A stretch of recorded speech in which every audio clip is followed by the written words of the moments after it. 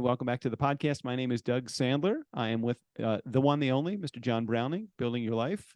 Not just your portfolio, but we're going to build a portfolio. We're going to build a life, and we're going to do all sorts of good stuff in the meantime. He is sitting on top of the podcast charts right now, spinning the ones and twos, stealing the wheels of steel. Mr. John Browning, welcome back to the podcast. Good to be here. Always fun. I always enjoy this part of what I do. You know what we don't do well, though? You know what we don't do well, though? We don't schedule well. No, we do not. The two of us are really bad at that. So just in all transparency to those that are listening right now. So John and I usually record 4 episodes at a time. We because it makes the most sense. We do what I always encourage my clients to do, which is batch record. So John and I record these 4 at a time. And I looked at my schedule. No, I'll be even more transparent than that. Somebody on my production team said to me, "Do you have an episode coming out this week?" And I said, "Oh, I think I have something on the schedule with John." I looked at my schedule. I emailed John, and he's like, "I thought we scheduled something." So we both are terrible at scheduling. We are, yes. And you know, it's a thing. I always try and do this when I'm with a client, when I'm with anyone. If we need to have another meeting, I say, when is good for you next week or next month or next quarter? Let's put it on the calendar right now. Right now. We're going to do that.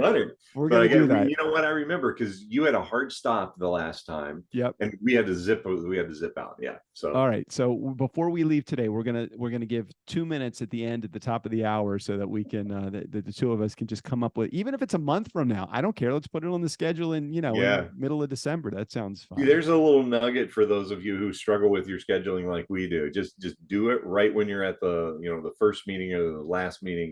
Well, anybody that owns a business or is in sales, if you're not booking your meeting from the current meeting, you're never closing a deal. So you got to make sure let's just close the production schedule. Let's tighten it up, John. We got to be better stewards of our time and do that. I know you're a busy guy. I'm a busy guy, but I don't want to miss out. I don't want to miss out. Right. So this is airing somewhere around, let me think about this. We're going to be about, from the recording of this, we're probably 3 weeks in. So we're getting kind of close to holiday time. Yeah, that's right. Yeah. What do you do over the holidays with your family? Well, I'm getting ready to smoke a turkey. So I'm not deep frying one this year? No, not deep fry. I've never deep fried one. I got to try that sometime, but, no, we have what they call a big green egg. I don't know if anybody's ever heard of that. Yes. I want to get one of those. How cool are they? Well, they are the best. I've had one for like 10 years. Yeah. And it's still going. I need to replace the hinges on it, but I haven't done a thing to it. What size do you have? I have the big one because we had 6 kids 10 years ago. That's right. So I have the huge one. But it's great though. How long does it take to smoke a turkey? A long time if you do it right. If you do it right. Most people have no idea. They're like, oh, they did not smoke that for 24, for 12 hours. No, they did. So different meats takes different amount of time. Here, this is actually a cooking podcast. There you go. But a turkey, depending on the weight, of course, and everything else, you should be able to smoke that for like 12 hours. I remember I had a neighbor that had a smoker, and it was on an app, and this is going back probably 10 years ago, so maybe one of the earlier on ones, but he would still have to go out there. He would smoke some things for 12 to 18 hours, and he would have to set an alarm at night to go outside and do whatever you have to do in order to, I'm like, that is dedicated eating, Yeah, I start super early in the morning. I get up early, get everything going, and then you go all day, because you got to, if you do it and you don't have you don't cheat, I call this cheating when you have the electric ones, you can dial in, or if you're doing it with wood and charcoal, you got to watch that. You got to monitor that all day. So all right. Well, I'm excited to hear after the holidays how your smoked turkey was, and what's the plan? I know we're already post Thanksgiving, but we are recording this pre-Thanksgiving. Are you doing anything special with smoked meats for Thanksgiving? Oh, probably there will be smoking involved, but we just get together with the family around the Christmas tree and open the presents and all that. We've got two grandchildren that are here in the area, and watching them is all the Christmas present that I need, because Nice. it's just so much fun. So Nice. Well, congratulations on not only the grandkids, but for accomplishing the smoked meats and and for having such great holiday time. So we'll get back to more holiday conversation in the upcoming episode. But today you gave me a good topic, and it just as quickly as you gave it to me, it left my head. So what are we talking about? well, so what we've been going through for the past 2 years, we talked about this on the last couple episodes.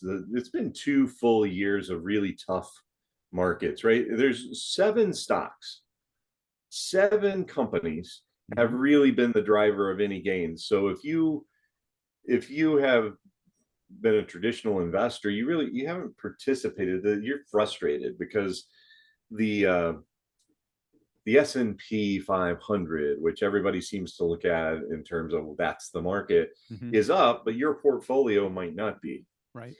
And that's because you probably have some fixed income in there, which is down like significantly.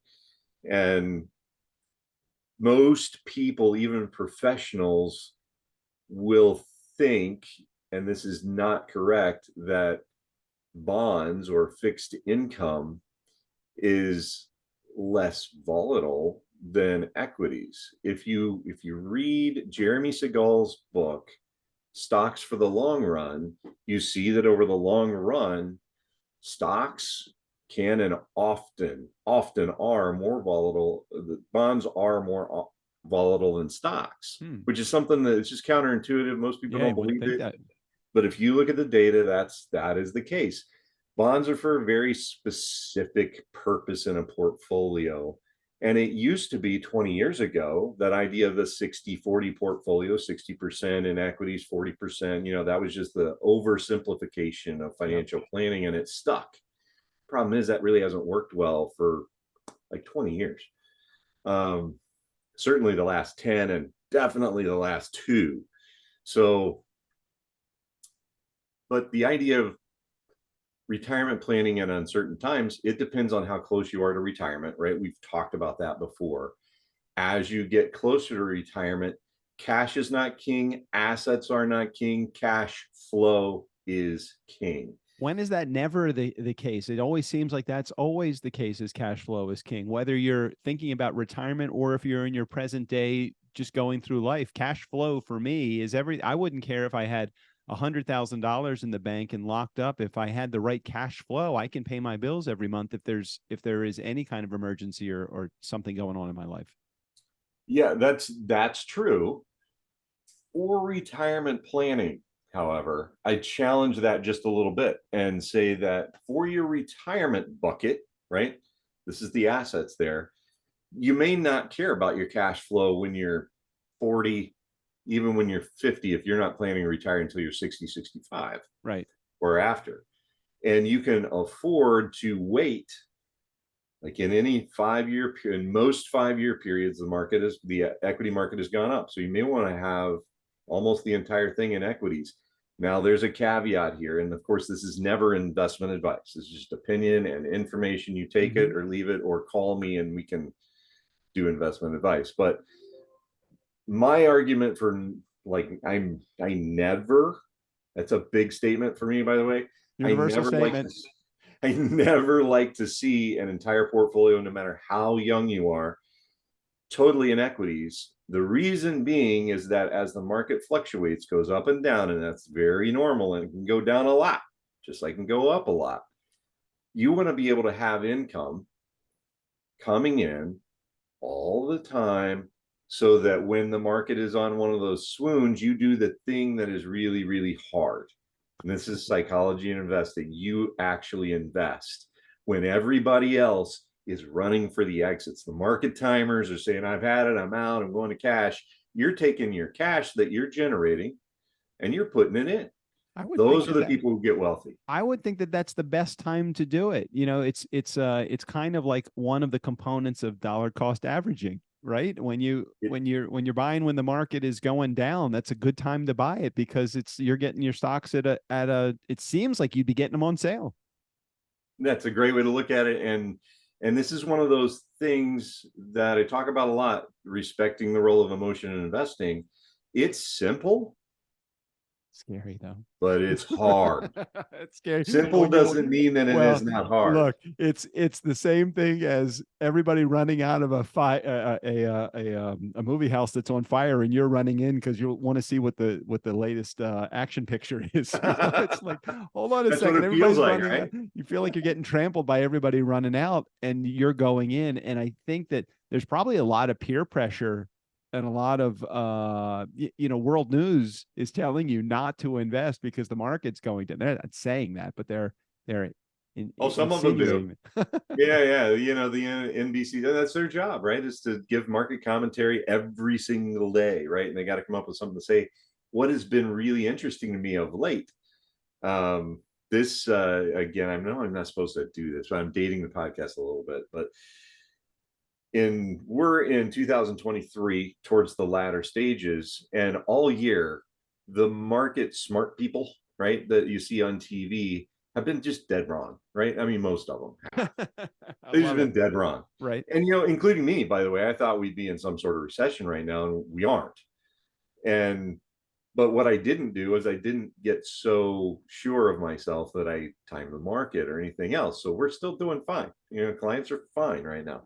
But what happens is people get so sure of themselves, and that's the biggest mistake, right? We've talked about that before. And it's just really the peer, you're right, the peer pressure, you see it on the news every day. That's why I tell people, don't watch the financial news. If you want to be sane and you want to have a big portfolio that you can generate cash flow from in retirement, don't watch the news every day, because man, they're convincing. They're really smart guys. Right. And they will be like, oh yeah, he's right. He doesn't know. And the funny thing is, of late, these newscasters are actually saying, wow, yeah, this is why is oil going down when there's major conflict in the Middle East? That makes no sense compared to history. It's emotion. I just think I mean, the market is so based upon emotion, so many things in the market. I mean, I'm not saying it's the only thing, but there are so many emotional components to investing. It seems crazy. And I didn't sense this 20 years ago. Maybe it was the case 20 years ago, but I see when world news and world events are happening, the market is more volatile than ever. People are responding on emotion so often. Well, I'll tell you this, it's not new. You can go clear back to the Dutch tulip mania. That's true. You're right. It happened, right? You're and right. it happened again, and it happens over and over again. Right. And so I do a bit of a talk on occasion, especially if it's for like a group of college kids or something like that.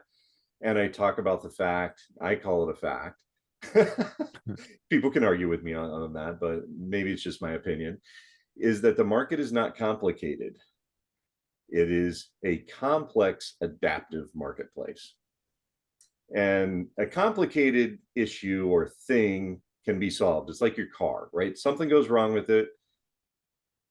There's only a limited number of parts and a limited number of it. There's a lot of them, but it's complicated. Gas, air, or spark. That is it. Those are the three things in a combustible engine. Those are a combustion engine. Those are the three things: gas, oil, spark, or air. Those are only the three things that can go wrong or right. Maybe some coolant, right? A water pump, but yeah, I mean, but yeah, that's pretty much it, right? And so but it can be complicated a little bit, right? A car can, or some other things, but complexity is introduced when you have a lot of different components, like hundreds and maybe thousands of components, all interacting, doing different things for different reasons. And a great YouTube, I wish I could remember the name of it right now, to look at it, is how wolves change the course of a river. And it talks about reintroducing wolves were eliminated from Yellowstone, and then they were reintroduced because they were being overrun by the mice, the rabbits, and the deer and everything else, and they were eating the vegetation, and that was a problem. So they reintroduced wolves. You need a predator out there. Suddenly everything changes. Grass begins to grow, the animals begin to move in different ways, and the roots go down and protect the soil, there's less erosion, and suddenly the river is going a completely different direction, right? So that's so the environment is a complex adaptive system. The market that we talk about all the time, complex adaptive system. You have 7 billion people, all with thoughts, feelings, and emotions, and we all make decisions based on emotions, no matter how much people argue with me on this. We all do it. Story in the book, Build a Life, Not a Portfolio, all about me and realizing later that I made an emotional decision. And that's just one example. But if you've got 7 billion people all making emotional decisions for various different reasons, and some of them are world leaders and impacting hundreds of thousands, if not millions of people, to then make another decision, well, you've got a complex adaptive system. It cannot be predicted. Not with AI, not with not with the human brain. It cannot be predicted. And that's where so many people run into problems with investing, is they get so sure of themselves. Well, I would say if you are insecure, unsure, just don't know what to do, the best thing that you can do right now would be to reach out to John directly. A couple ways that you can get in touch with John. Well, there's actually now 3 ways to get in touch with John. One, to go to the movie house. Kevin Costner is starring as John Browning in Dances with Wolves. so that would be one way. Or if you actually want to get some good financial advice and information, text the word life to 321-421-5213. Just check the show notes. It'll be right there. Or you can go to guardianrockwealth.com and you can click on the little area that's on your website. Isn't there like a contact me page on your website? There's a contact us page. Yes. All right, so it's going to be a contact us page. Real easy to get in touch with John that way. Anything else that I'm missing, John? Just, I want to leave people with, so the topic was retirement planning in uncertain times. We talked a lot about why they're uncertain, but I want to encourage people. There are tactics and strategies that we can use to make it not predictable, but more predictable in retirement and generate cash flow in retirement. So there are strategies and tactics that we can use around this complex adaptive system, but it really depends on you and your personal situation. We've got to chat with you. We've got to talk to you about how we do that for you, and we customize things. All right, everybody, get in touch with John before we disconnect today. John and I are actually going to schedule our next recording session right yes, now. We are. Right now. All right, guys. See you soon. See you, John. All right, we'll see you next week.